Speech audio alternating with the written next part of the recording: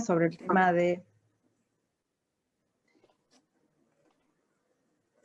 la idea era hablar sobre el tema de traumas sociales, la conexión entre traumas sociales, salud mental y reparación simbólica. También tiene que ver con que este es el eje, bueno, inicialmente no fue pensado así, pero también lo podemos pensar retrospectivamente, porque también esta conceptualización es la que se está tomando para pensar las experiencias de desinstitucionalización o la inspiración de desinstitucionalización en las experiencias de la provincia de Buenos Aires, pensándolas desde esta perspectiva como que la reparación simbólica como situaciones que son procesos transformadores y reparadores de la subjetividad, con lo cual es inspirador de toda esa línea, de todo ese movimiento.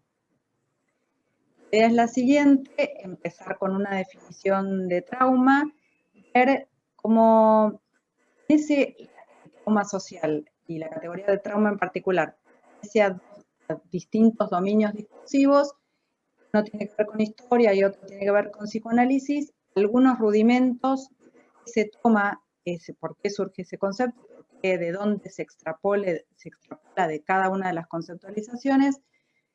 Después vamos a ver algunos rudimentos de psicoanálisis, rudimentos de la historia, de la historiografía para entender. Después vamos a ver algunas cuestiones ligadas a cómo esto impacta también en los manuales diagnósticos. Después vamos a ir a un concepto que liga lo individual y lo colectivo a partir del concepto de transmisión. Y después de ahí vamos a ver al terrorismo de Estado como modelo paradigmático para entender un trauma social. No es el único, por supuesto que hay muchísimos más, y después las invito a pensar situaciones con las que ustedes pueden evocar traumas sociales. Y después el concepto de reparación simbólica es distinto del efecto reparador, que eso es de índole singular. Después lo vamos a ver, pero al menos como para hacer un punteo de cuáles son los temas que vamos a tocar. Muchos de los temas tienen como eje autores latinoamericanos. Algunas también son autoras, mujeres. Esto tiene dos sentidos. ¿Por qué autores latinoamericanos? Porque nosotros, así como pensamos prácticas situadas, pensamos en epistemologías situadas y también pensamos en autores situados, dentro de ellas mujeres desde la perspectiva de las mujeres también. Tenemos en Argentina mujeres que han conceptualizado muchísimo el tema, sobre todo de trauma social y terrorismo de Estado. Esto como para comenzar. Voy a compartir pantalla y vamos a empezar con un...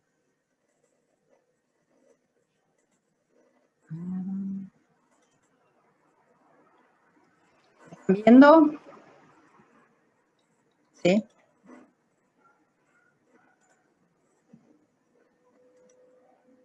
Ahí está. Bueno, solo para... algunas de las fotos son un poco ilustrativas de distintas situaciones que tienen que ver con traumas sociales que han sido para nuestro país. Conocerán algunos, reconocerán algunas. Y bueno, vamos a adentrarnos un poco en el tema del trauma. Estos son los textos que tuvieron que ver. El de un texto del CELS, que empieza Graciela Guilis como primera autora, pero es del CELS, que también tiene su sentido porque es un organismo que se dedicó al tema de los derechos humanos y particularmente de trauma social. Fernando Ulloa, que es otro de los autores, Edelman y Cordon, también son dos, Lucila Edelman y Cordon, Diana Cordon, que también forman parte del ATIP, que es un equipo de investigación que trabajó juntamente con las madres de Plaza de Mayo, con las abuelas de Plaza de Mayo, en la atención a víctimas de esa humanidad. El otro artículo de Cordon, Edelman, Lagos y Kessner. Y después una experiencia que es del Centro Ulloa, que en ese momento estaba dirigiendo Julieta Calmels, que en ese momento estaba en el Centro Ulloa, pero ahora es quien está propiciando este movimiento que decíamos antes de desinstitucionalización, porque está en la Secretaría de Salud Mental, ¿no?, de la provincia de Buenos Aires.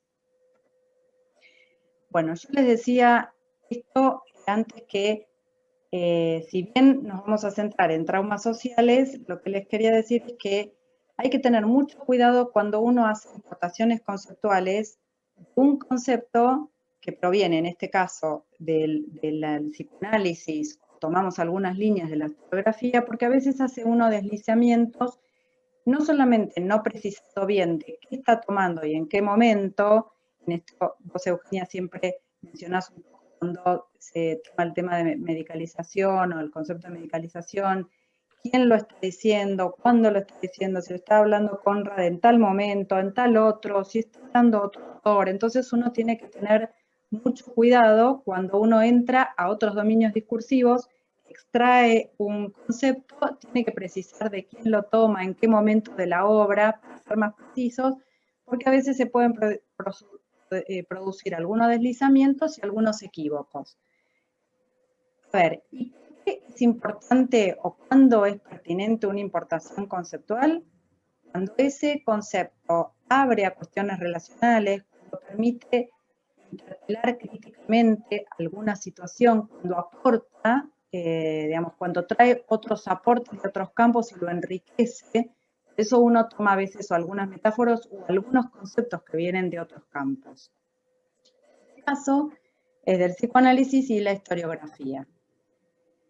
Esto es lo que les decía antes. En principio, porque cuando es pertinente, y en este caso el trauma. Pensemos en trauma, ¿por qué tiene sentido? Porque amplía la significación, porque abre críticamente. En general lo que se toma es, en este caso, porque permite vincular al pasado y al presente, porque habla de situaciones singulares y permite vincularlas a un colectivo humano. Fíjense que en todo momento en donde yo lo que estoy haciendo peso, o sobre todo lo que estoy haciendo énfasis, es en lo relacional. Es un concepto que siempre está en el límite de lo relacional, o sea, relaciona siempre distintos polos.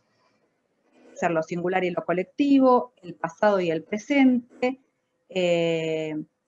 habla de las huellas, pero de la reinscripción, y señala a lo social el lugar, el topos donde se inscribe la historia. ¿Y por qué es importante escribir la historia? Porque se puede reescribir la historia, justamente, ¿no? Y puede retransformarse a nivel individual y colectivo. Lo colectivo y lo social están en un interjuego permanente. Y porque a partir de hechos y eventos que ocurren en el espacio colectivo, en el espacio social, no solamente se puede recuperar la memoria, sino que a su vez esas situaciones o esos actos tienen efectos en la dignidad de un sujeto en particular, no solamente de una memoria colectiva, de lo social en general, sino en una persona en particular. Bueno, ¿qué pensamos en trauma? Trauma originalmente, hasta el fin del siglo XIX, era un concepto que venía del campo quirúrgico, que significa rotura o perforación. Venía de la cirugía, ¿no?, del campo quirúrgico. Pero después se desplaza, en realidad empieza a ser Freud, en 1939, que dice, con Moisés y el monoteísmo, dice que algo puede ser traumático, ya no en un órgano, como era hasta el momento del campo quirúrgico, ¿no?, sino que es para todo un colectivo social. No solamente eso, sino que está ligado a una cuestión patológica, una cuestión de daño, y que además puede tener un efecto perdurable en el tiempo, lo cual es interesante porque es un daño, primero, que es imposible de localizar. No se localiza en un órgano específico, sino que es un daño inmaterial en ese sentido, ¿no? No se lo puede tocar, no se lo puede tocar, que afecta a todo un colectivo y que puede tener un efecto perdurable en el tiempo, o sea que ya, separado del momento que se produce la situación, el evento, eso puede seguir produciendo daño a lo largo del tiempo. ¿Esto qué pone, qué trae a la luz? que estamos hablando de un tiempo no lineal, porque no quiere decir que el evento se produjo en un momento, un día, y años después esa situación que dejó una huella o una marca puede seguir produciendo efectos a lo largo del tiempo. Entonces, y que algún evento nuevo puede entrar en conexión con esa huella y despierta otra linealidad. Entonces, se distorsiona la idea del tiempo lineal, en ese sentido. Digo, esto es importante para tenerlo en cuenta, porque siempre cuando hablamos de trauma vamos a hablar de huellas y vamos a hablar de situaciones nuevas que se unen con esas huellas o esas marcas. Entonces, se importa el concepto del psicoanálisis y de la historiografía. Yo les decía antes que hay que precisar mucho, porque es interesante porque el trauma para todos los psicoanalistas siempre trajo como mucho, el trauma es constitutivo del aparato psíquico, y cuando hablo, primero voy a hacer algunas aclaraciones. El aparato psíquico, cuando uno se piensa, lo piensa como un aparato abierto, un aparato cerrado. Esos típicos chistes de Mafalda que decía que todos los traumas venían cuando ella era porque no quería tomar sopa. Bueno, en realidad es una cosa más caricaturesca, pero en realidad hay situaciones que se producen en un momento, en la infancia, y dejan huella, pero a medida que uno va creciendo, está abierto a vínculos nuevos, está abierto a experiencias, a redes afectivas, a redes colectivas, redes comunitarias, y uno se va transformando y va movilizando esas huellas que han quedado, quizás algunas de las huellas que han quedado, que son de la primera infancia, digamos. En ese sentido, es importante el tema del aparato psíquico abierto, porque además, eso uno como profesional de la salud tiene un lugar, porque si uno piensa que no puede modificar nada, ninguna práctica, ningún hecho va a producir ningún cambio. Entonces, de por sí, la conceptualización es de un aparato psíquico abierto. Por otro lado, hay que diferenciar trauma de traumatismo. O sea, el trauma es un evento y el traumatismo es como el efecto singular de ese episodio traumático, pero en uno. Y yo todo el tiempo voy haciendo una vinculación entre lo individual y lo colectivo, ¿sí? O el hecho en sí. Yo les decía que para el psicoanálisis siempre, inclusive Freud, no sé, estuvo un montón de tiempo pensando, dándole vuelta. La conceptualización de trauma no es lo mismo en el año 1895 que en 1940. Cuando uno sitúa qué cosa toma de Freud de trauma, tiene que precisar el momento en el cual, el momento y los interlocutores del momento también, porque él conceptualiza la idea de trauma en un momento y se está peleando o está discutiendo o está en diálogo, ¿no? Como la vez pasada decían, bueno, Goffman por un lado, Foucault por el otro, en ese momento no se maileaban, no se mandaban WhatsApp, pero de algún modo a veces están en coincidencia o están dialogando sin saberlo. ¿Se sigue viendo el Zoom? Sí, sí. Sí, Fla. ¿Puedo hacer un comentario muy pequeño? Sí, claro. Además, es en consonancia con todo lo que vos decís. Además, Freud estaba fundando una disciplina.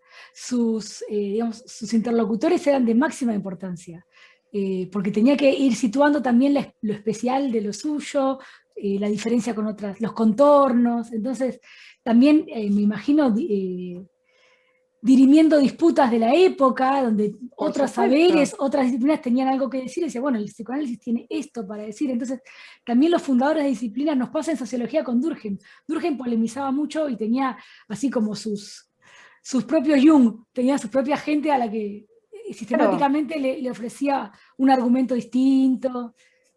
Claro, porque era a partir de ciertas conferencias, etcétera, que mandaban mensajes a sus colegas disciplinares diciendo, bueno, estoy en sintonía con lo que estoy pensando, o en oposición a esto.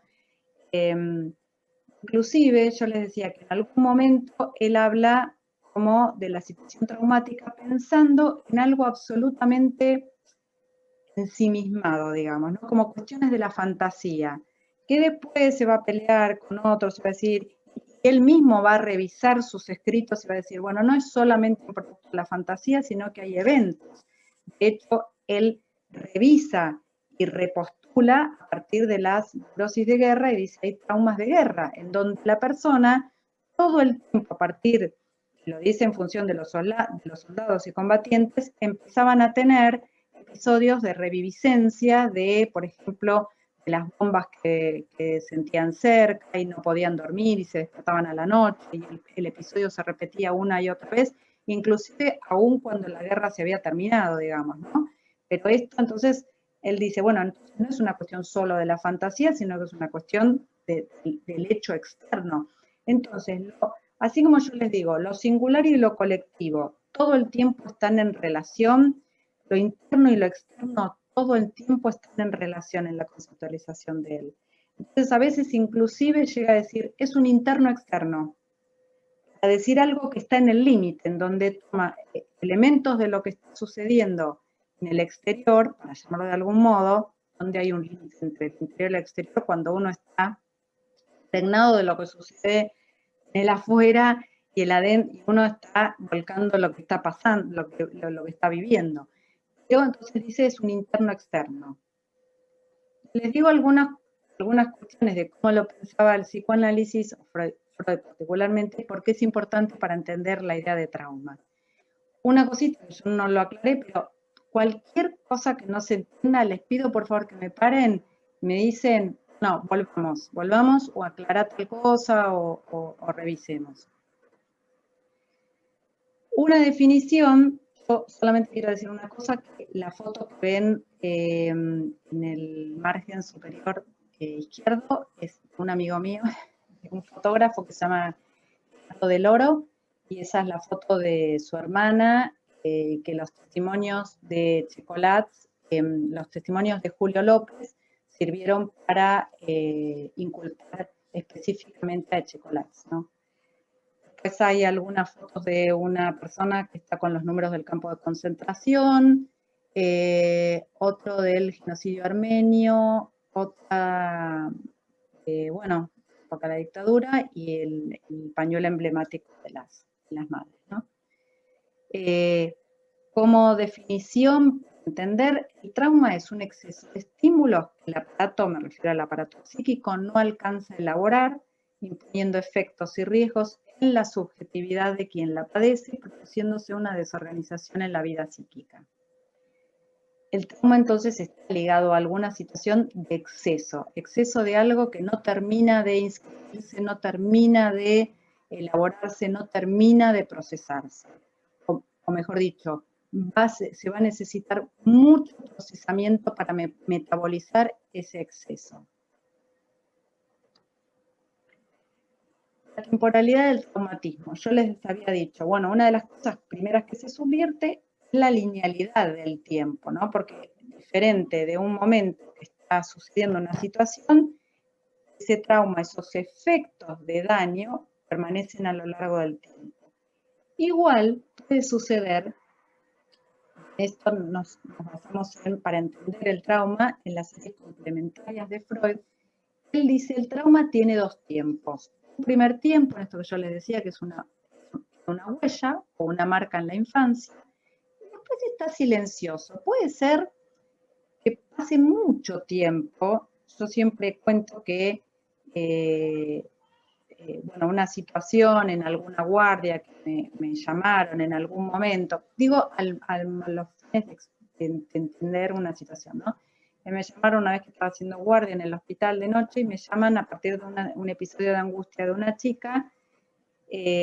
Cuando yo acudo a verla y después de una larga entrevista, me cuenta que había sido abusada en su infancia por un hermano de un matrimonio anterior, etcétera, con bastante diferencia de edad, ya adulto. Pensó que cuando ella tenía un hijo, porque había tenido un parto a la tarde y a la noche me llaman, eso se iba a borrar. Sin embargo, esta situación había digamos, había persistido silenciosa con la fantasía de que algo iba a acontecer cuando, digamos, cuando pariera, digamos, ¿no? Cuando tuviera un hijo. Y sin embargo, en ese momento aparece un episodio de angustia desbordante y en realidad es un segundo momento que hace revivir aquel momento primero que había permanecido silencioso toda su juventud, digamos, ¿no? Toda su adolescencia, su juventud. Entonces, un segundo tiempo resignifica ese primer momento. Cuando digo resignifica, quiere decir, entra en una trama con representaciones fundadas y armadas por la propia persona, ¿no? Con una que se basa en una serie de vínculos, de defensas de la propia persona.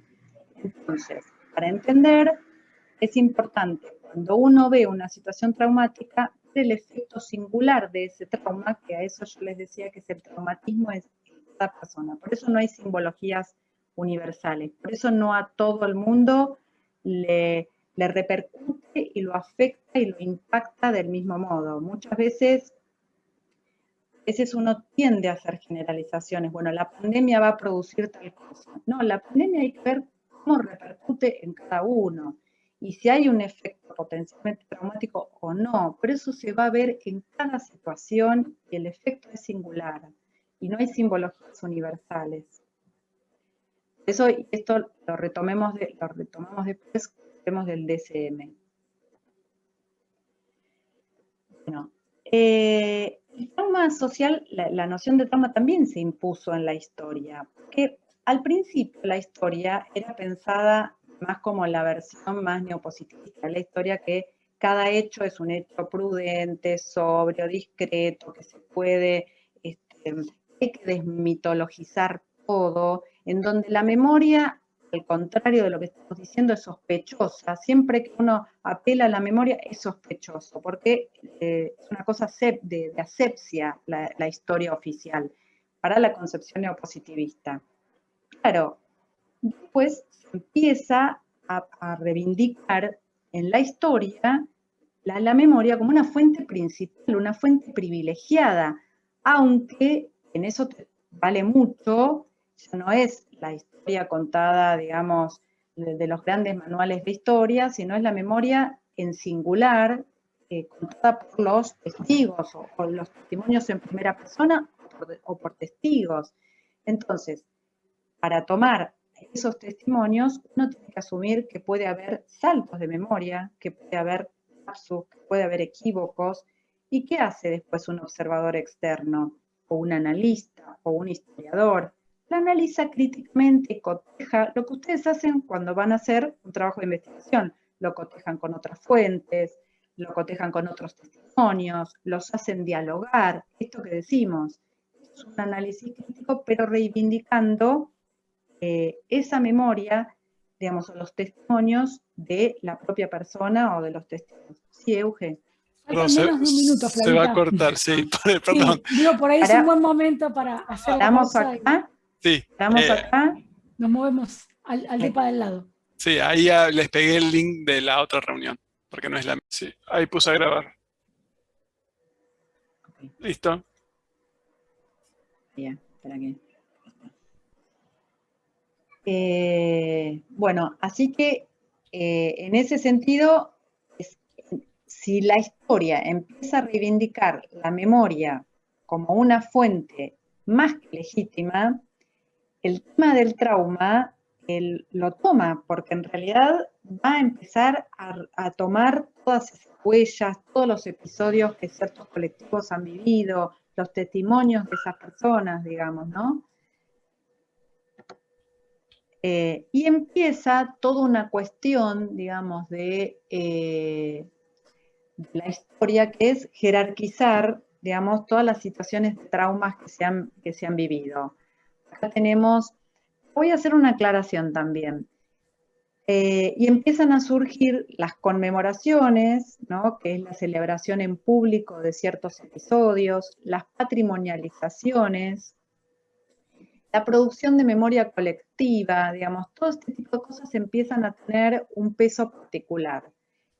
Digamos, es súper actual, porque nosotros vamos a ver, o si recordamos, vamos a ver, por ejemplo, en relación a la producción de memoria, las baldosas por la memoria, las intervenciones que hay en esto de la producción de memoria colectiva, por ejemplo, con los bancos rojos, de cuando señala un feminicidio o evoca un feminicidio. Nosotros queremos producir hechos o cuestiones, digamos, vinculadas al arte, a la cultura, que tengan que señalen y que indiquen que ahí se produjo y hay una situación traumática y una situación de dolor.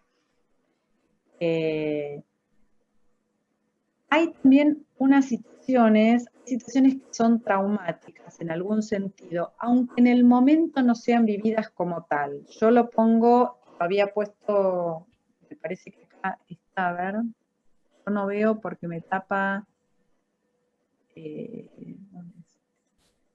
no, la anterior.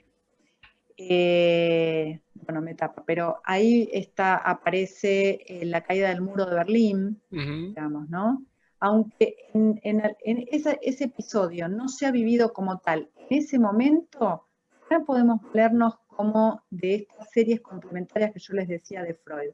Quizás en ese episodio nosotros asistíamos al muro que se caía y después vimos a lo largo del tiempo los efectos de esa caída. ¿Qué significaba? ¿El triunfo de qué? ¿La pérdida de qué?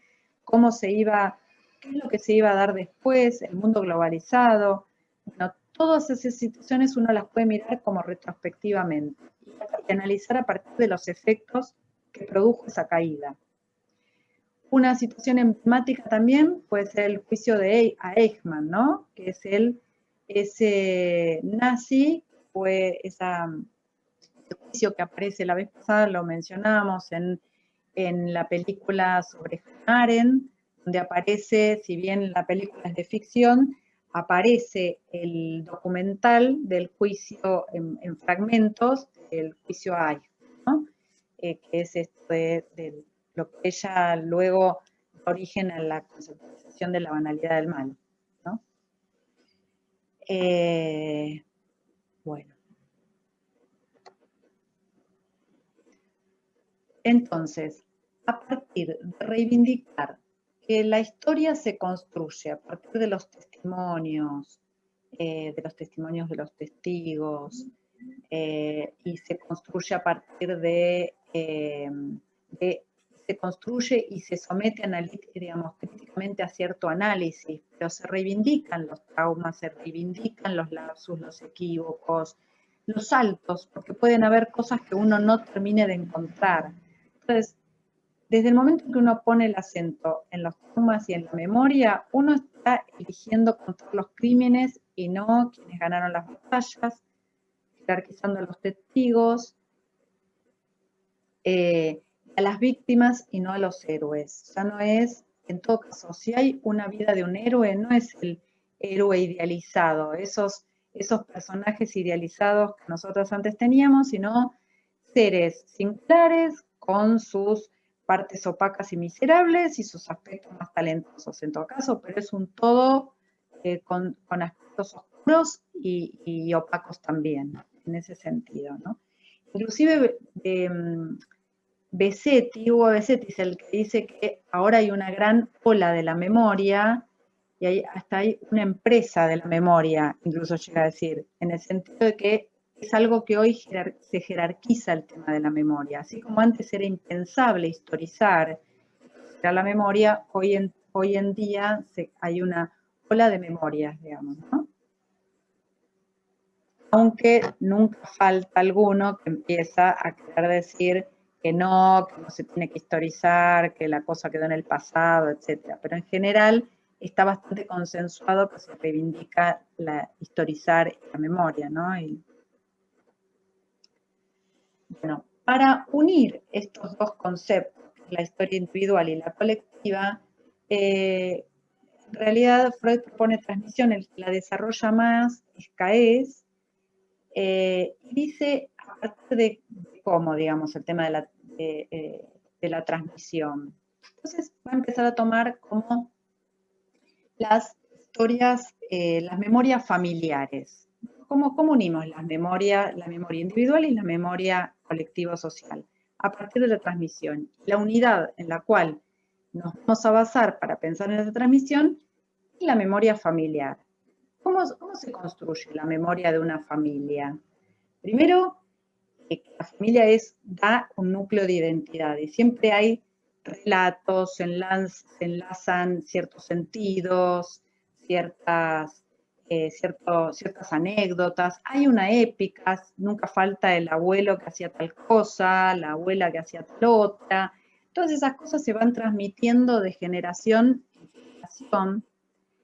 Esas transmisiones, una de las cosas que es importante señalar es que nunca son transmisiones lineales, ordenadas y continuas. Es como cuando uno aprende a hablar, es por inmersión. Uno va empezando a escuchar relatos, después vienen otros relatos y se quedan con pedacitos de relatos, con alguna anécdota, con alguna foto. Las transmisiones son así, no lineales, ni ordenadas, ni continuas. Y muchas veces en estas transmisiones hay algunas cosas que, y se comparten obviamente códigos, épicas, silencios también, porque uno entra en ciertos silencios y en ciertos pactos justamente para, muchas veces para no producir dolor en algún familiar, entonces uno dice mejor no pregunto, mejor no digo, y uno entra en estos pactos de silencio para no mortificar, sobre todo, ¿no? Pero sí se van produciendo eslabonamientos, digamos, porque nosotros somos sujetos determinados históricamente y recibimos estas significaciones y son las mismas que nosotros vamos, no sé las mismas, digamos, pero son parte de lo que nosotros vamos a retransmitir, inclusive hasta por la negativa, digamos, ¿no? Por la oposición. No vamos a hacer lo mismo que nuestros padres hicieron con nosotros, pero entra en un eslabonamiento generacional. Bueno, todos estos sentidos que se van construyendo dan lazos de seguridad, de cuidados, esto se transmiten sentidos, fantasmáticas, modelos, épicas, mitos, también hay personajes míticos siempre en la familia, nunca falta el tío borracho o la abuela que tiraba las cartas, siempre hay esos personajes en la familia que nunca faltan. Esto, digamos, me parecía situarlo porque hay un concepto que no quiero dejar de mencionar, que es el que transmite una psicoanalista argentina que se llama Aide Feinberg, que ella misma generó teoría y que después la tomaron en Francia y en otros países también, que es sobre el tema del telescopaje. Yo lo menciono primero porque me gusta mencionar que es una mujer la que usa este concepto, y segundo porque es muy interesante, porque ella dice que muchas veces hay algunas en pos de cuando se transmiten estas cosas de generación en generación, ella encontró que en terceras generaciones, pensando en esto de las huellas y de las marcas, de las situaciones traumáticas, en terceras generaciones podía haber algunas cristalizaciones mudas, es decir, que eran como duelos no resueltos en una generación anterior, pero que seguían en 2 generaciones posteriores teniendo efectos. Y en ese caso, ¿qué encontró? Que había jóvenes que estaban permanentemente, digamos, absolutamente identificados, o yo les diría más que identificados, como cooptados por algunos personajes. Tomo simbólicamente, se entienda, con un personaje que podía llegar a ser un abuelo, y vivía la historia del abuelo, pero 2 generaciones más tarde. O sea, era una generación que quedó captada por 2 generaciones, cooptada por 2 generaciones anteriores. Esto va más allá de identificarse, sino que era vivir como en un pasado que no le corresponde. Entonces ahí hay duelos como congelados. Entonces ella propone esto de mirar siempre 3 generaciones. Sobre todo trabajó con víctimas del nazismo, ¿no? O las víctimas del Holocausto. Y ella encontró situación que era en 2 generaciones posteriores. Muy interesante este fenómeno. Yo les había dicho antes que una de las cosas para situar puntualmente era el tema de cómo encontrar o algunos rasgos sin llegar a, como yo les decía antes, que no hay una simbología universal, pero sí hay manifestaciones de situaciones traumáticas. Una de ellas puede ser que a una persona se le manifieste y revivifique la situación una y otra vez. Por ejemplo, lo pongo en una persona individual, ¿no? Un choque que años más tarde, muchas veces quizás uno puede soñar con esa misma situación de choque una y otra vez y se repita una y otra vez, ¿no? La angustia de alguna situación vivida, ¿no? Puntualmente. Entonces, lo que aparecen son repeticiones, apariciones o emergencia de una angustia automática sin darse cuenta que emerge, sin anticiparlo, ¿no? Entonces, aparece un episodio de angustia masivo, puede haber insomnio, puede haber pesadillas, hipervigilia, que es estar como hiperatento, puede haber evitaciones, puede ser que, como hay personas que quizás han tenido un familiar detenido en algún centro clandestino y no puedan pasar por ciertos lugares, o les produzca mucha angustia cuando están cerca de ciertos lugares, o que ellos suponen que su familiar falleció en esos centros, por ciertos lugares que pudo haber circulado. Puede haber irritabilidad, ansiedad, compromiso somático, me refiero a sudoración, o sea, el registro físico de todas estas situaciones de angustia, ¿no? Ahogos, cólicos. Bueno, y se arrasan archivos simbólicos. Los manuales diagnósticos, como es el DCM, que Euge también ya lo trajo en otras clases, digamos, a ver, estos manuales estadísticos de trastornos mentales son hechos por instituciones y por una corporación de psiquiatras pertenecientes a distintos modelos teóricos, pero básicamente son americanos, ¿no? Digamos, no es un colectivo de otro lado, más que son americanos. Pero además de ellos, entre ellos también se han peleado y muchas veces, si bien en algún momento tenían presencia los psicoanalistas, en otro momento dejaron de tenerlo. Entonces, prima más ciertas perspectivas y ciertas miradas en detrimento de otras. Si bien en algún momento la concepción, así como en otro momento estaban las neurosis y después dejaron de estarlo, el tema del trauma pasó a tener otro significado, otra perspectiva, y ya no se hablaba más de trauma psíquico, que aludía a una cantidad de psiquiatras psicodinámicos, o sea que con una formación psicoanalítica, en donde hablaba de una trama fantasmática, etc. Eso cambia, se excluye esa idea de trauma psíquico.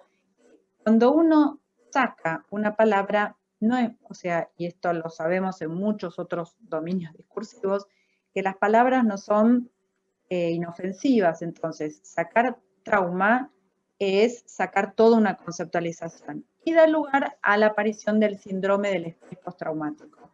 Por supuesto, una de las primeras cosas que aparece es que está como desmembrado en el sentido de ya se deja de lado, primero es un síndrome, por otro lado se deja de lado las situaciones en las cuales se surgió y se construyó la situación traumática, todo lo social, histórico, cultural queda de lado, y al hablar del síndrome de estrés postraumático es como recortar la situación y enlazarla directamente con una concepción más neurobiológica y, por supuesto, farmacológica, ¿no? Porque a la persona hay que medicarla en pos de todos estos cortejos sintomáticos. Perdón, Flavia, lo único, también hay un cambio en la concepción de síntoma, porque eso no lo llegamos a hablar la clase pasada, que en general lo hablamos. La manera en que se entienden los síntomas cuando se habla de síndromes y cuando se habla a partir de una concepción neurobiológica, el síndrome es solamente esa manifestación observable, esa conducta, y todo lo que vos decías antes de, aunque una misma situación individualmente, que no es individual la palabra, es singularmente, se puede tramitar o no tramitar, metabolizar o no metabolizar de distinta manera, porque atravesar esa situación es una cuestión singular, acá eso está desplazado, no se piensa el síntoma como eso que tiene que ver con lo singular, sino como el síntoma simplemente como una manifestación conductual. Digamos, lo interno está totalmente separado de lo que importa es cómo se manifiesta. Es como decir, bueno, tiene sudoración en las manos, pero cómo eso enlaza con alguna cuestión subyacente no es parte del análisis. Entonces, en ese desplazamiento, en la forma de pensar el síntoma, que es lo que también, ¿no? es en lo que se inscribe también este paso de hablar de trauma, como decías vos, trauma psíquico, dejar esa noción y avanzar sobre el estrés postraumático ya con otras coordenadas. Digo porque esto que vos decías de las palabras, ¿no? Aun cuando las dos palabras, aun cuando para las dos cosas se utiliza la palabra síntoma, no estamos hablando de lo mismo. No. Son paradigmas distintos los que están detrás. Digo, no solamente se nombra distinto a veces a lo que es igual, sino que a veces se nombra igual a algo que es distinto. Porque acá no es lo mismo ese síntoma que lo que venís hablando vos, cómo entiende, toda la explicación previa que vos hiciste, que es como va derivando la idea de síntoma Freud, ¿no? Todo eso queda separado. ¿Se entiende lo que vamos diciendo?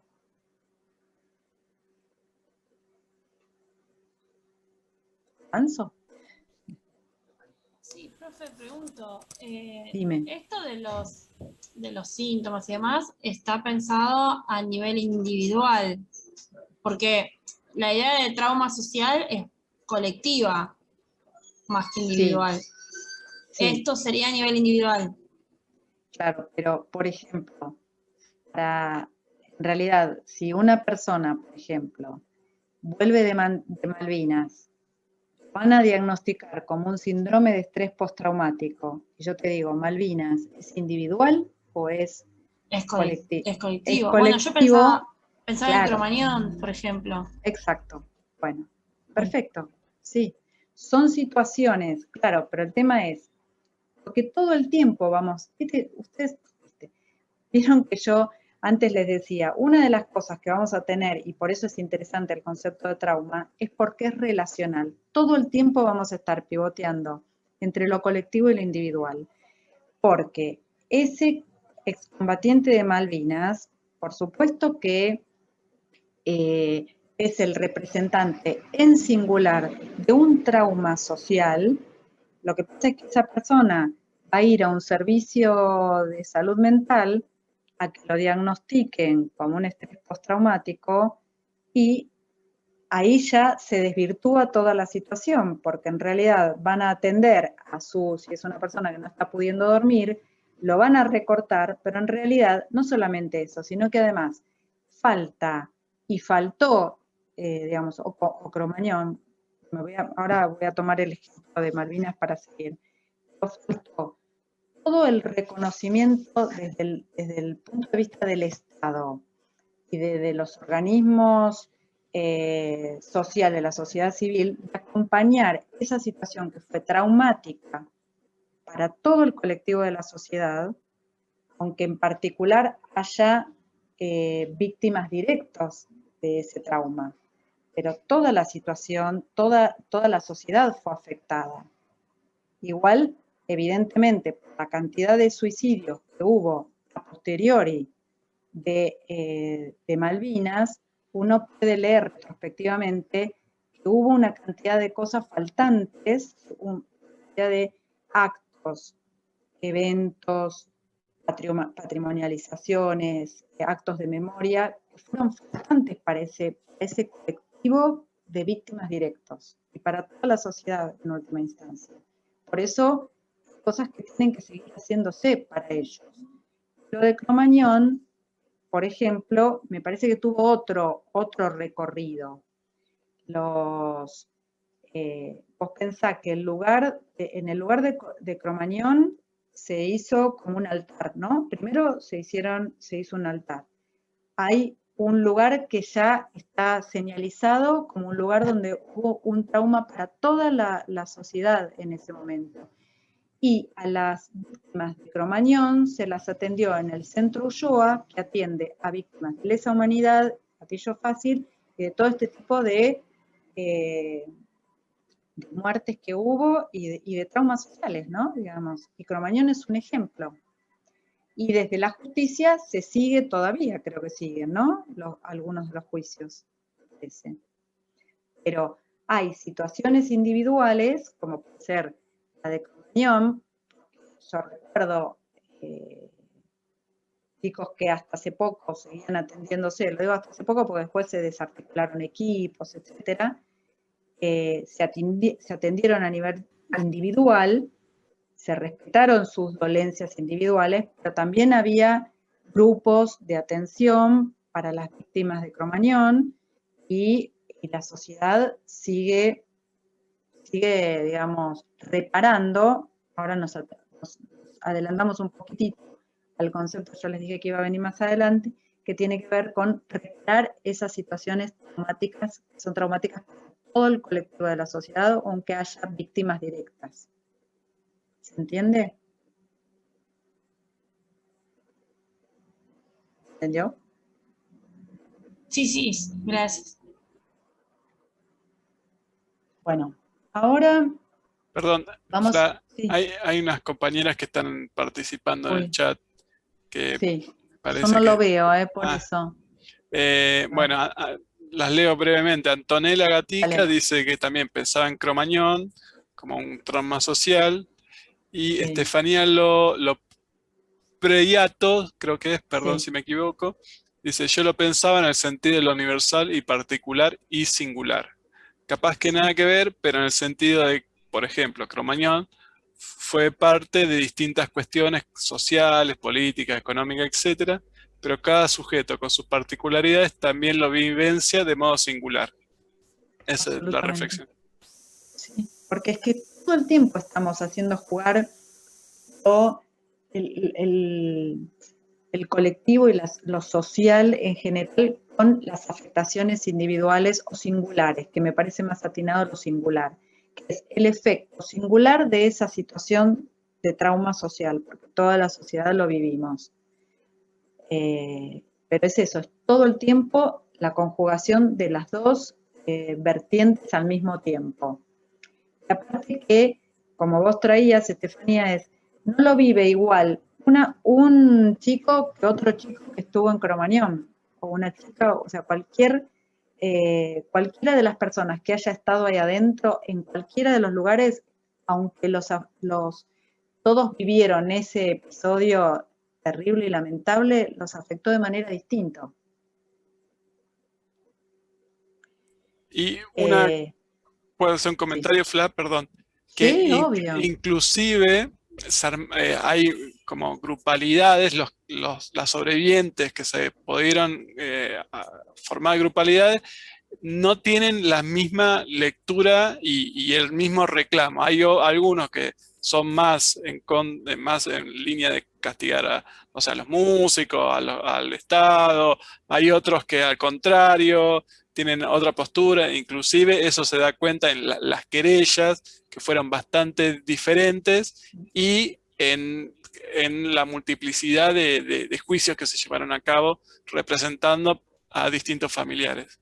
Inclusive las marchas, bueno, también hay el movimiento de víctimas de la dictadura, también tiene esa particularidad. Sí, sí, sí. Cada uno se encolumna en reivindicaciones que representan más, pero no es una sola reivindicación o a todos, digamos, ¿no? Homogénea.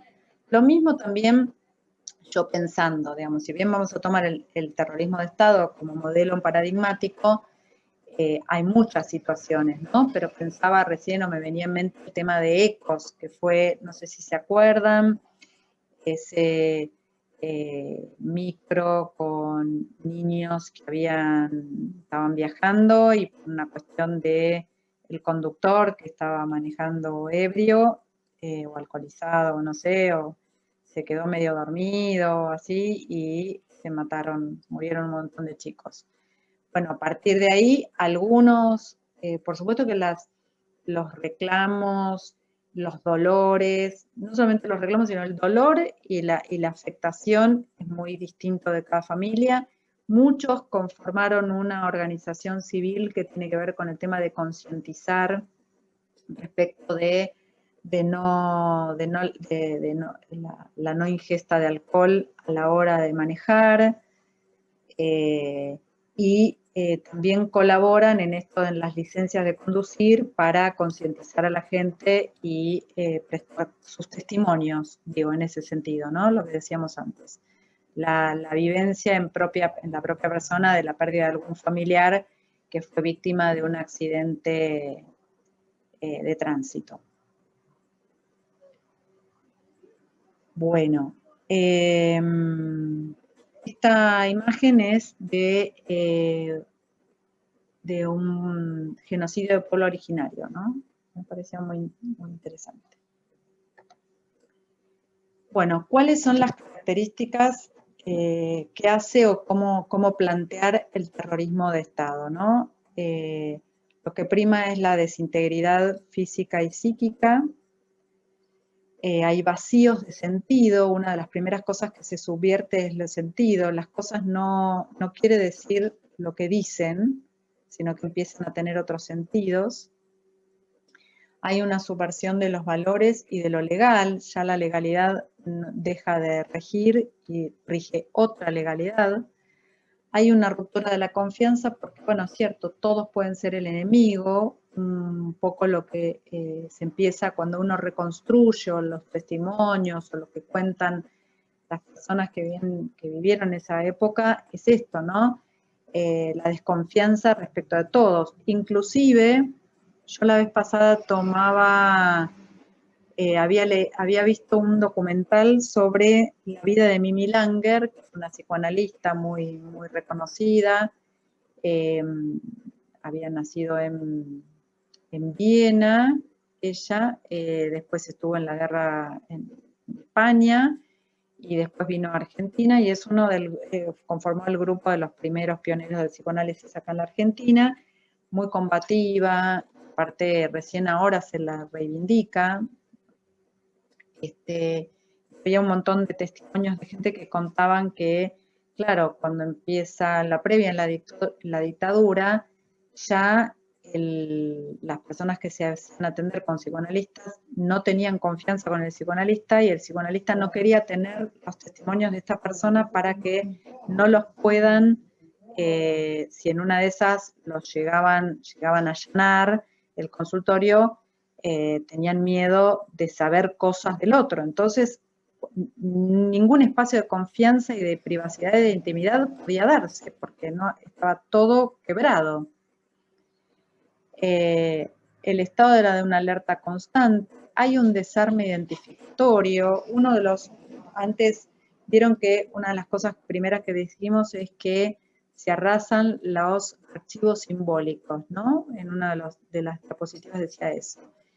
Claro, la subjetividad es justamente una de las cosas que define la subjetividad, es el entrecruzamiento entre lo individual o lo singular y lo colectivo. Para que esta subjetividad tenga que ver, hay una serie de identificaciones que hacen y que describen y que hacen a la cuestión identitaria, con lo cual una de las primeras cosas que se atenta en ese momento es contra la identidad y contra todos aquellos emblemas que hacen o definen a una persona, ¿no? Que lo identifican, que le dan su sello particular. La vivencia es de desamparo, hay miedo, hay repliegues y ocultamientos, vivencias siniestras, partimos de la idea de que todos en una situación de terrorismo de Estado, todos estamos afectados. Aún aquellos, me interesaba, quería recordar antes la idea de que alguien traía Ulloa la trae, ya me acuerdo, Ulloa. Aún aquellos que hayan construido un muro en sí, digamos, y se hayan replegado sobre sí mismos, también están afectados, aunque lo que aparezca sea una inteligencia afectiva, todos estamos afectados. Aún aquel que ha construido un muro y aparentemente aparece un embotamiento. Hay impunidad, hay clandestinidad y una cosa muy renegatoria, ¿no? Porque en realidad había una cosa clandestina, pero los secuestros eran a la luz del día, delante de todas las personas, pero todos tenían que hacer como que no se veía y no se sabía nada. Bueno, estas ideas las tomo y algunas, sobre todo el tema del desarme identificatorio y eso lo tomo de Sylvia Bleichmer. Me gusta recalcar porque estas son 3 mujeres, ¿no? Antes las mencioné, Diana Cordon, Lucila Edelman y Sylvia Bleichmer. Son 3 mujeres argentinas que se dedicaron a describir muy bien desde distintas perspectivas, Sylvia Bleichmer desde el psicoanálisis estrictamente y las otras desde el psicoanálisis, pero desde abordajes más sociales, sobre el tema del terrorismo de Estado. ¿Qué pasa, digamos, qué pasa cuando es el Estado el que, el que deja de funcionar como ley? Una de las cosas que decíamos antes es que es el mismo Estado es el que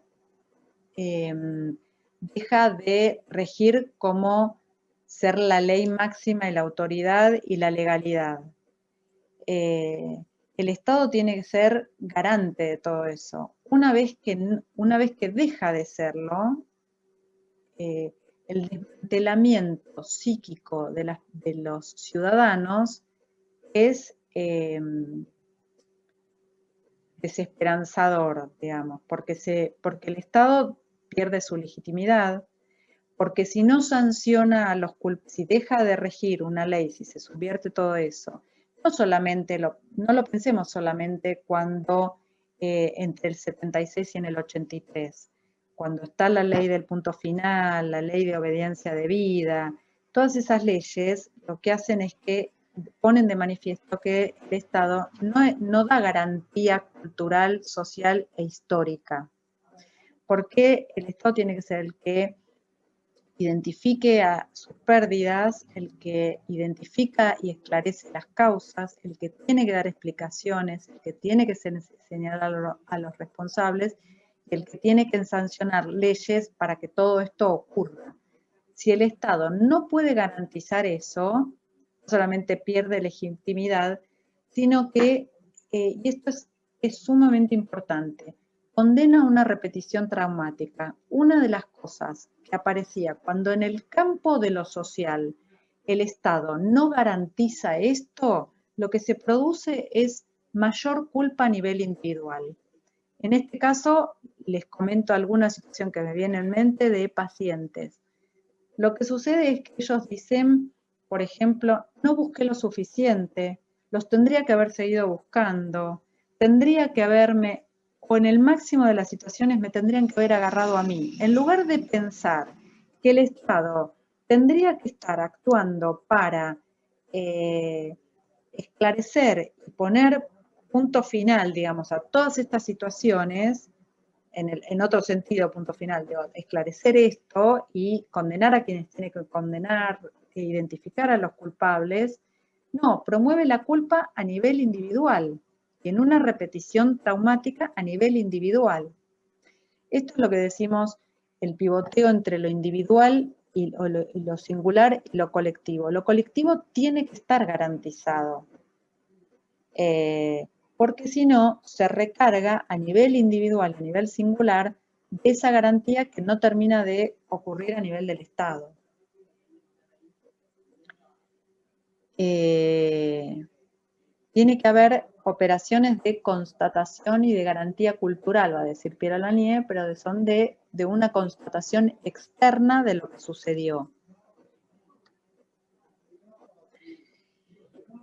Una cuestión, yo les decía antes que a diferencia de esto que yo les mencionaba recién, la ley del punto final, la ley de obediencia debida, uno puede pensar cómo en algún momento yo voy a ir no, voy a ir muy adelante, prefiero ahora. en algún momento de parte del Estado hubo un centro de atención a víctimas de lesa humanidad, ¿no? Que era el Centro Ulloa, que hoy por hoy, más allá de que se hayan desarticulado equipos, porque esto está a nivel de todo el país, hoy sigue existiendo. Pero hay un tema en relación a esto que tiene que ver si las personas, o inclusive los Cromañón, ¿no? Que fueron atendidos en el Centro Ulloa, les dejo solamente como pregunta, estas personas víctimas, ¿tienen que atenderse en dispositivos específicos o tienen que atenderse en dispositivos comunes de cualquier sector del sector salud? Digo para que lo pensemos, ¿no? Porque la vez pasada tomábamos algo de Goffman, de Foucault, el torturado, el loco, el migrante, no deben perturbar y se los manda a ciertos lugares, ¿no? En ese caso, a alojarlos. Pero tiene que haber dispositivos específicos para las víctimas de los traumas sociales o se tendrían que atender en efectores públicos, sin ser lugares específicos. Se los dejo para que lo piensen. Yo voy a avanzar con la clase. Ahora creo que se corta, Flav. Bueno, sí. ¿corto acá? Sí, dale, y entramos al mismo link que entraron recién. Así, ¿no?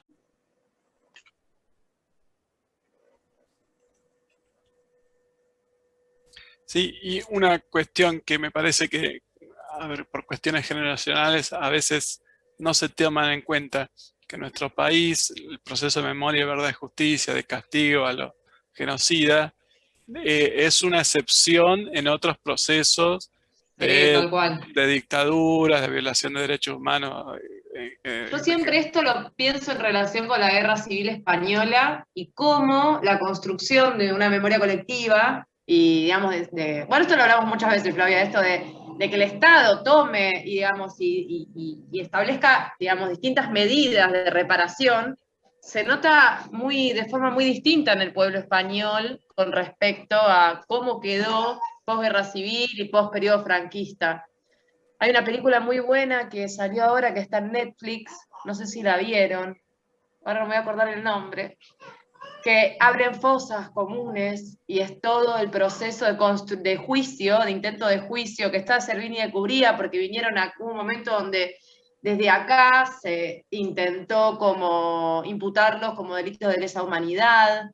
Es muy interesante ese documental de Netflix, ahora no me voy a acordar, ahora lo busco y lo escribo, porque te das cuenta cómo están años luz de a todo el recorrido que tuvimos nosotros. Es muy interesante. Ahora lo busco Sí, y lo escribo en el chat para el que quiera. En Brasil también. En Uruguay se sometió a plebiscito, como si fuese una cuestión plebiscitable. O sea, evidentemente los procesos son muy disímiles y hacen también, me parece, cuando Flavia hablaba de las instancias en las que la ley del Estado no queda garantizada y hablaba de la ley de impunidad, ¿no? De obediencia de vida y punto final, también pensaba en el 2x1. Claro. Que fue mucho más reciente y que generó una explosión, digo, en pleno macrismo, generó una explosión en el sentido de la cantidad de gente que se acercó a la plaza. También fue la inauguración de algunos movimientos que Flavia seguramente va a retomar después, ¿no? Historias desobedientes. Fue realmente una conmoción como hacía tiempo que no ocurría. Sí. Después iba a nombrar algo de eso. Igual, bueno, sí, mínimamente. Sí. ¿Alguna de las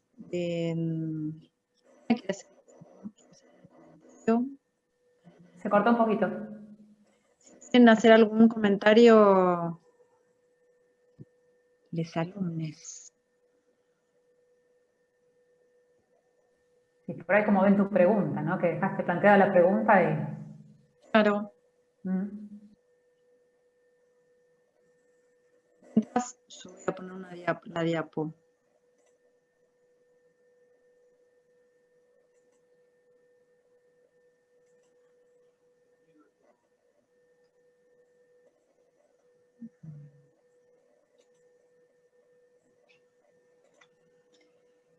A ver. Ahí está. Bueno, dejo abierta la pregunta y sigo. Una de las cosas que es fundamental para pensar en el tema del trauma es el tema del duelo, de los procesos de duelo. Vienen relacionados con lo que estábamos hablando. Cuando uno piensa en traumas, piensa en una cuestión ¿sí? ¿Y? Me dieron número de sección. La señora. La mutea, pobre Nadia, cualquier cosa pida desmutearse. Ah, bueno. Está. No, lo que yo decía es que cuando uno piensa en el modelo de trauma, está pensando en una tríada indivisible, pérdida, trauma y duelo. En este sentido, uno de los conceptos que omití decir antes es que una de las características de un Estado donde no hay garantía de ley, donde prima, se subvierten los valores, etcétera, es que falla el tercero de apelación, que sería el Estado que deja de ser el garante de la ley.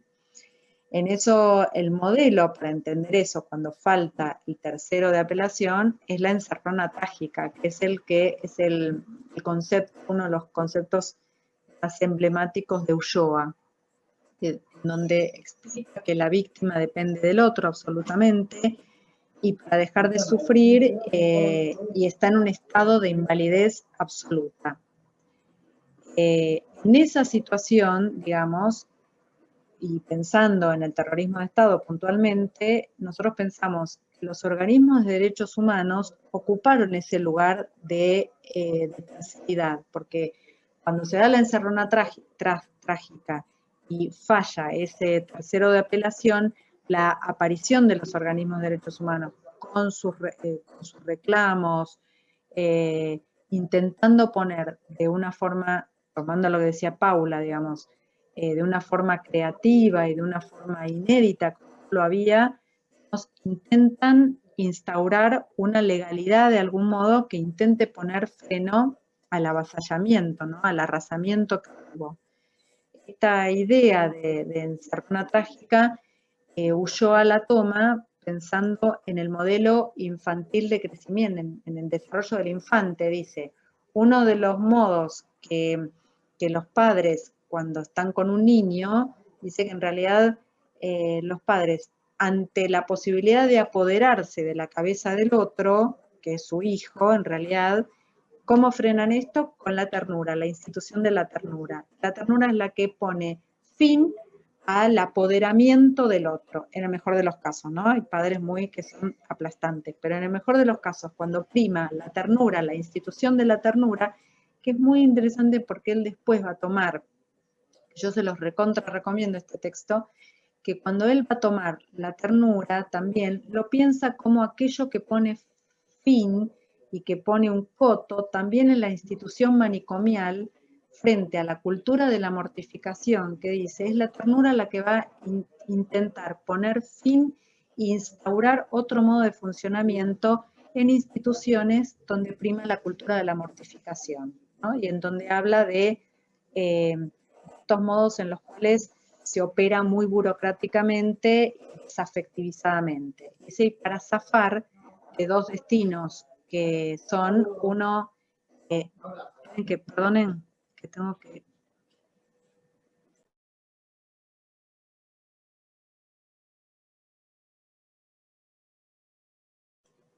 Perdonen que había ruido familiar. Además, es una instancia de subjetivarse de nuevo en una cultura mortificada y no tener un destino que puede ser un destino quejoso, ¿no? Que son las personas que no están mortificadas en el sentido de que no hay nada, pero esa pasividad quejosa que dice que no lleva a ningún destino subjetivante, que da la posibilidad de generar una transformación.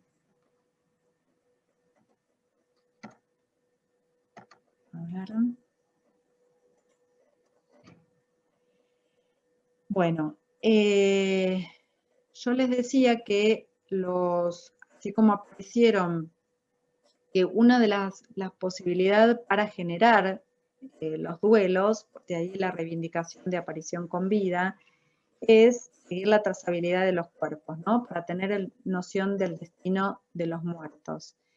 Esa reivindicación, también esas palabras, no son inofensivas, sino que tenían el sentido de habilitar espacios de dignidad, de singularidad y de intimidad, ¿no? En relación a aquello que posibilite el trabajo del duelo.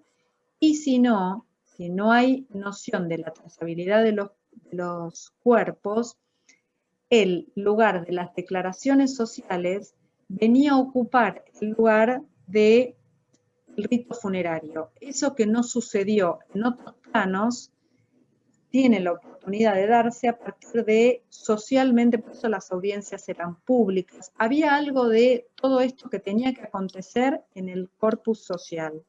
¿Para qué? Para tener un efecto y una huella en lo social de situaciones de dolor que afectaban a todo el colectivo.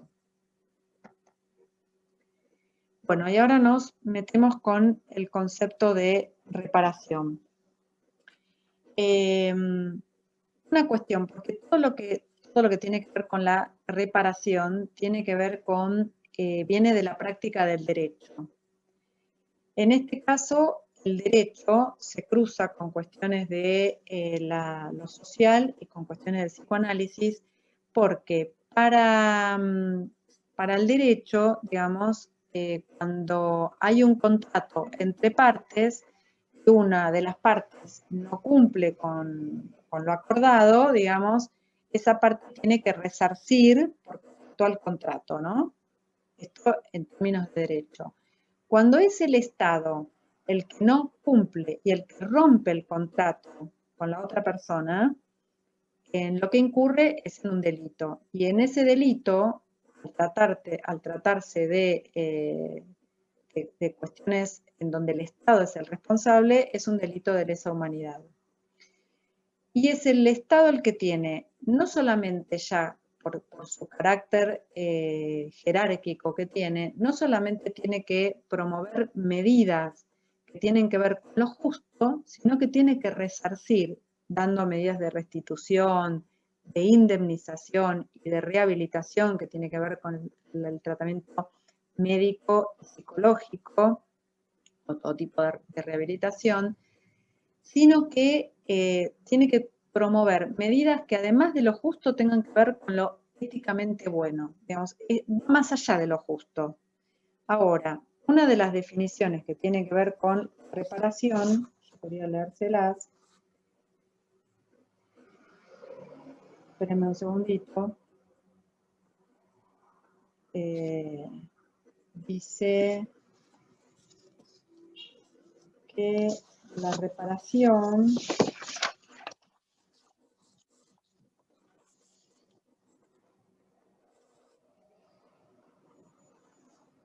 a ver, esperen un cachito.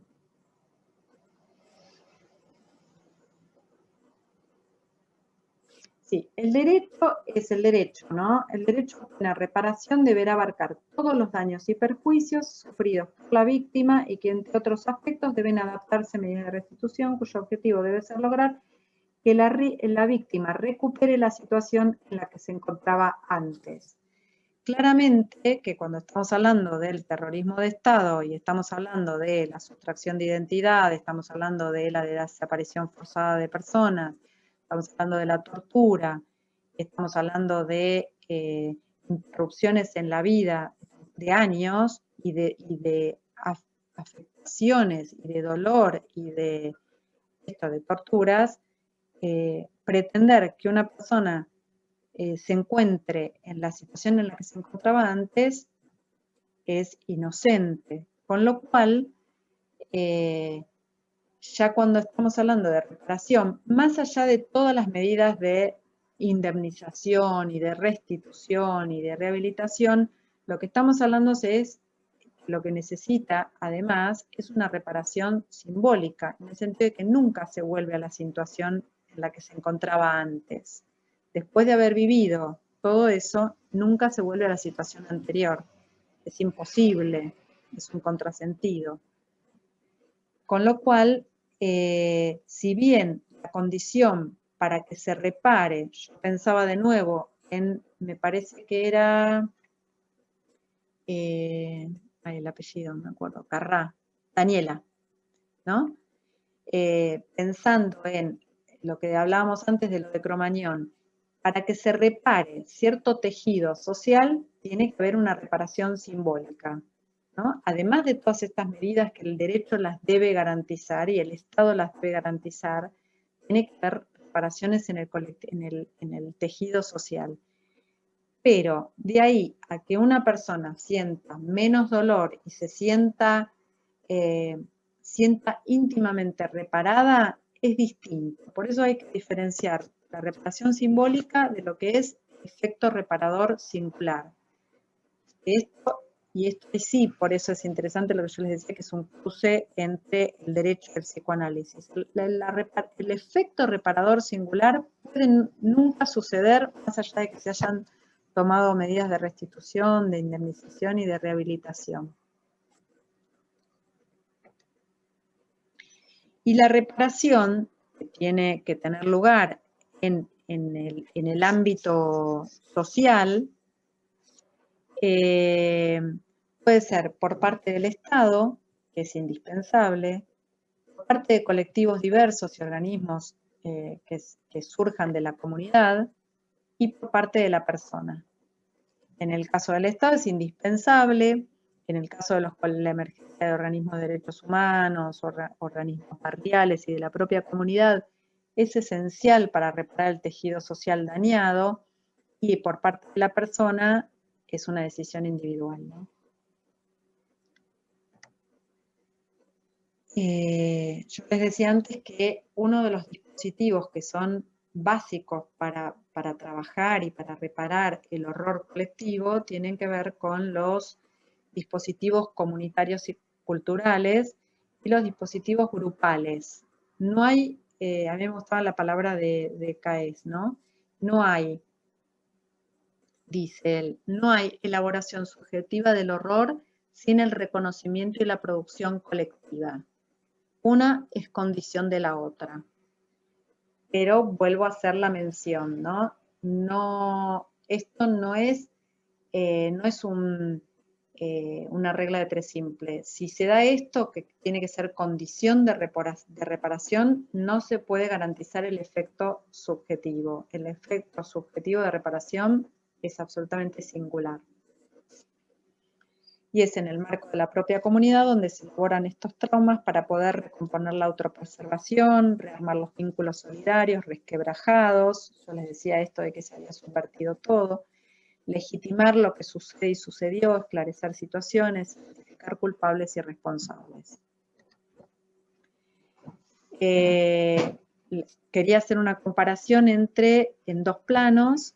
Por parte del Estado, antes Eugenia mencionaba algo de esto, en el 2005, mencionarle como ciertos hitos, ¿no? En el 2005 se creó la Secretaría Nacional de Derechos Humanos, en el 2006 se motorizaron los juicios orales, en el 2007 hay un Plan Nacional de Acompañamiento a Testigos de Terrorismo de Estado, en el 2011 surge el Centro Ulloa de Asistencia a Víctimas de Lesa Humanidad y Víctimas de Gatillo Fácil, y la creación de juntas médicas para evaluar daños.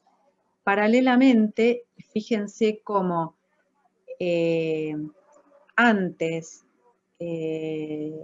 surgen movimientos e instancias reparadoras por parte de los organismos de derechos humanos, ¿no? Ya no del Estado. En el 95 surge la agrupación Hijos, en el 2016 las comisiones barriales por la memoria, el tema de las baldosas por la memoria. En el 2018, a partir del 2x1 que traía Eugenia, ustedes se acuerdan que en ese intento que hubo durante el gobierno de Macri de reducir las penas de los genocidas, y en realidad a partir de eso y de todo el levantamiento que hubo de todo o la mayor parte del pueblo argentino, en ese momento emerge la agrupación Desobedientes. Ahora me voy a extender en esa, y quería mencionar que en el 2020 surgió la agrupación Nietes. La agrupación son de historias desobedientes, es un colectivo bastante ecléctico, pero muchos son hijos de genocidas que se reconocen como ex hijos, como un sintagma nuevo que armaron, y en donde piden dar testimonio en estos juicios y en estas querellas de las víctimas de lesa humanidad. Querían ser tomados en cuenta y que no pudieran prestar declaración. ¿Vos querías comentar algo, Euge? Sí, que en general uno no está obligado a declarar en contra de familiares, por eso este relevo que ellos piden es poder declarar. No en todos los casos tiene que ver con digamos, retirárseles en la condición de hijos, por eso está bien que vos lo hayas marcado, es algo nuevo que una parte del colectivo tiene, de considerarse ex hijos, otras no están en esa línea, pero sí lo que hay es esto que vos marcabas, ¿no? Que puedan quedar eximidos de la imposibilidad de declarar. Porque hoy por hoy no son tomados, los testimonios de familiares no pueden ser tomados en general, si tengo entendido, en el ámbito de lo penal, al menos. Sí. Eso solo nomás.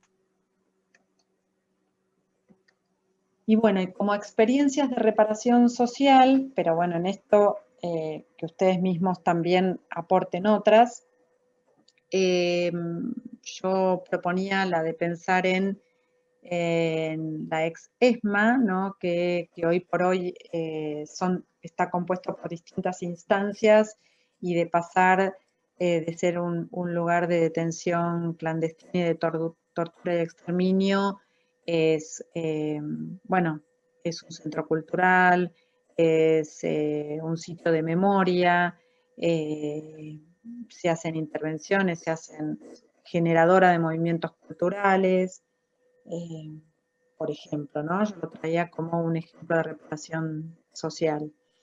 Otro es el movimiento de baldosas por la memoria, que son las que vemos en distintos lugares de la ciudad, que retoma un poco la idea de quienes empezaron con esto fueron los alemanes, a partir de ubicar los distintos, a partir del tema de la noche de los cristales rotos y a partir de ubicar distintos lugares de zonas bombardeadas por los nazis, ¿no? Y la condición es que cada una de estas baldosas, por supuesto que respeta, hay una estética común y hay partes singulares que tienen que ver con los estilos de la persona desaparecida o de lo que quiere destacar los familiares.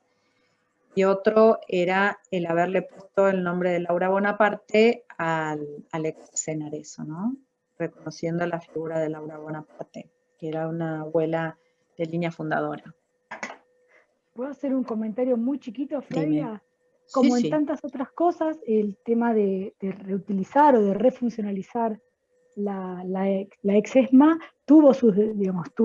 generó debate, había quienes decían que no podías reutilizar para el esparcimiento un lugar de horror, de muerte, de tortura, y el otro día leí un tuit que pasaba así, de una persona que se había ido a vacunar a la Mansión Seré, y decía, bueno, acá yo fui torturado, estuve desaparecido acá, y hoy me vacunan, como también esta posibilidad de, insisto, inscrita en un debate que es totalmente legítimo, pero decir, bueno, hay refuncionalizaciones que son en la orientación hacia la vida. Digo, está el ECUNI, que tiene, volviendo a la ESMA, ¿no? El ECUNI que es para chicos, que tiene que ver con toda una apuesta vital diferente. Pero sí es verdad que está inscrito en una atención, ¿no? Muy al interior de los organismos. Creo que había sido una parte de los organismos que estaban en amplio desacuerdo con la reutilización de la ESMA. Al menos la ampliación de funciones, porque no es que el sitio de memoria quedaba borrado, sino que se incorporaban otras. Eso, y después lo de las baldosas de la memoria, a mí me hace pensar mucho en cómo hablaba Freud de la conciencia y las capas, ¿no? Donde está a la vez los sitios griegos, las ruinas y lo actual, porque las baldosas tienen que ver con eso, con pensar en la trama actual de la ciudad los lugares donde ocurrieron otras cosas, pero insertos en la actualidad. Eso también es bastante interesante, ¿no? No separarlo de ese contexto, sino que te lo topes cuando estás caminando. Y bueno, Sí. no sé si alguna de ustedes o alguno de ustedes tuvo la posibilidad de participar en ese descubrimiento de las baldosas. Es muy, muy conmovedor, y a mí me pasó que lo fui a ver cuando presentó Jorge Castro Rubel, que es un investigador de CONICET, que creo que fue en 2018, que digamos, se anotició de su identidad, y en todo momento estaba sonriendo. Eso me pareció muy, muy significativo. Digo, por la reparación que vos planteabas, que es algo que no va de suyo, no es garantía, pero cuando ocurre, ocurre, ¿no? Y en el caso de él, yo recuerdo eso, que él fue a ver se descubrió una baldosa donde habían sido secuestrados los padres en Parque Centenario, y en todo momento tenía una sonrisa muy hermosa.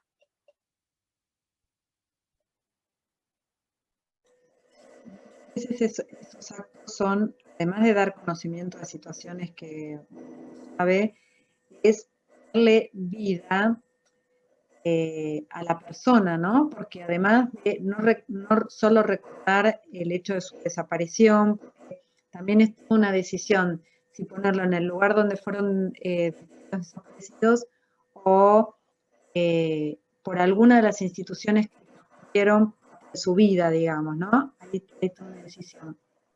Entonces, como darle una trama de vida a alguien que está desaparecido, y por otro lado también algo de lo que decíamos antes con el eslabonamiento generacional. Muchas veces, muchas de estas cosas que están en los colegios, es un modo también de transmitir a las generaciones que siguen, digamos, algo de la historia que pertenece, ¿no?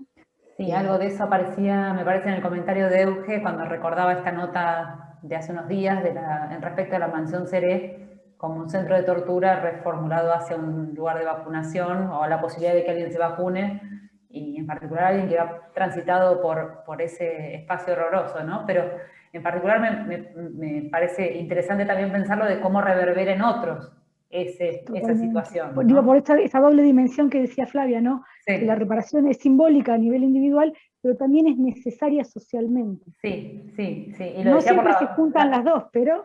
No, pero la persona que lo vacunaba también estaba como perpleja. Esa perplejidad es parte de ese... Sí, ahora me acordé también que pasó en el Faro de Mar del Plata. En ese caso no era de una persona que había sido torturada allí, sino de la esposa de quien había sido torturada allí, y está desaparecido en la actualidad, un abogado de Mar del Plata muy conocido, y el hijo es el que se percata porque, como es un sitio de la memoria, había una gigantografía del padre. Cuando cuando abre el plano de ver que la mamá se estaba vacunando, estaba la gigantografía del padre. Digo, para pensar estas multiplicidades en las funciones, ¿no? Como que cerrar y fijar también en una sola función contribuye, me parece, a esta cuestión de la víctima como pasiva. Si uno puede reconfigurar y ampliarle los sentidos, también habilita a un corrimiento de esta victimización como pasividad. Sí, ahí compartí en el chat una imagen que lo puede ver, de una pintada que hicieron en Albois, donde yo a veces suelo ir a la cancha, que hicieron una pintada que pusieron "aquí fueron felices" y la foto de los hinchas desaparecidos.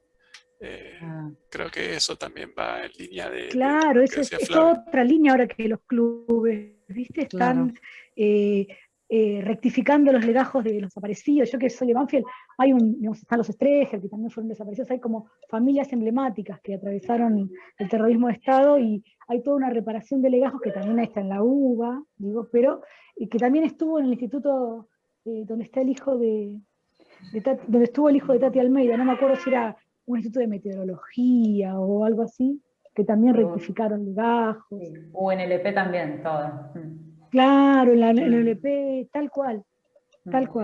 Son acciones que, por lo que decía Flavia, ¿no? Tratando de seguirla, tienen esa doble función de restañar esas heridas sociales que quedan ahí traumadas, y a la vez ofrecer una reparación simbólica. Trato de seguir bien las palabras que usó Flavia, quizás individuales o familiares, ¿no? De los más inmediatos.